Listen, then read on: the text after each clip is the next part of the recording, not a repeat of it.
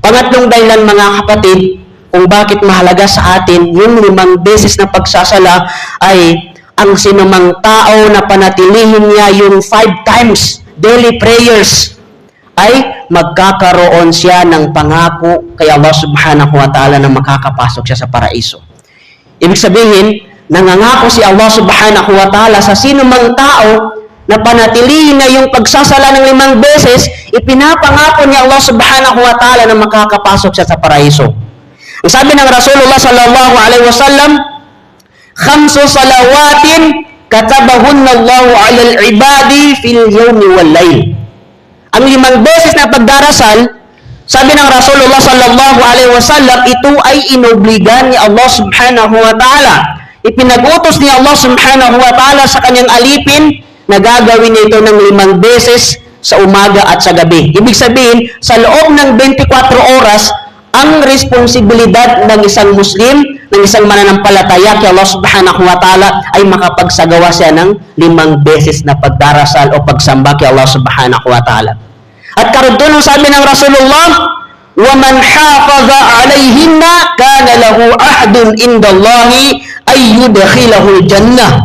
At kung sino man anya, sabi ng Rasulullah, ang mapanatili niya yung 5 beses na pagsasala, 5 beses na pagsamba kay Allah subhanahu wa ta'ala, tunay na magkakaroon sa kanya ang pangako ni Allah subhanahu wa ta'ala na makakapasok siya sa paraiso.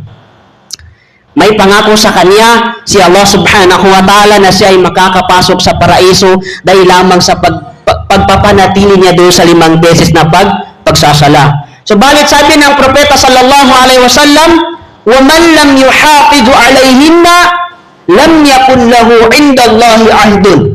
At kung sino man, sabi ng Rasulullah, ang hindi niya panatilihin yung 5 beses na pagsasala, ibig sabihin, hindi na isasagawa yung 5 beses na pagsasala, ay hindi siya magkakaroon ng pangako mula kay Allah subhanahu wa ta'ala. Hindi magkakaroon si Allah subhanahu wa ta'ala ng pangako sa kanya upang siya'y makapasok sa paraiso.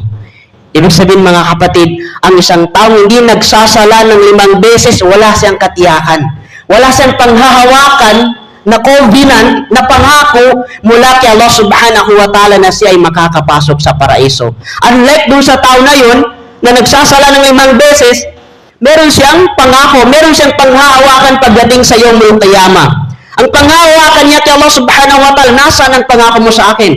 Sapagkat nung ako'y nabubuhay sa mundo ay pinapanatili ko ang 5 beses na pagsasala. Kaya sabi ng Rasulullah, in sha'a azabahu wa in sha'a ghafara lahu. Kung nanaisin ni Allah subhanahu wa ta'ala na parusahan yung tao na yun ay gagawin ni Allah subhanahu wa ta'ala. At kung nanaisin naman ni Allah subhanahu wa ta'ala na patatawarin ang kanyang mga kasalanan, ay patatawarin sa kanya ni Allah subhanahu wa ta'ala.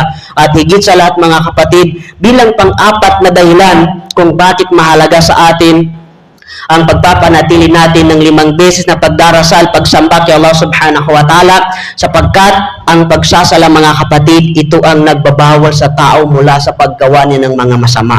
Kaya sabi ni Allah subhanahu wa ta'ala, inna salata tanha anil fahsai wal munkar. Katotohanan, sabi ni Allah subhanahu wa ta'ala, ang sala, ang pagdarasal ng isang tao, ito ang nagbabawal sa kanya mula sa mga gawain ng mga madudumi at sa mga gawain ng mga masasama. Kapag ang isang tao ay taos puso ang kanyang pagsamba, pagsasala, tiyak na pagbabawalan siya ng kanyang pagsasala tungo sa paggawa ng mga illegal, sa mga ipinagbabawal ni Allah subhanahu wa ta'ala, sapagkat meron sa kanyang puso ang tunay na takot kay Allah subhanahu wa ta'ala.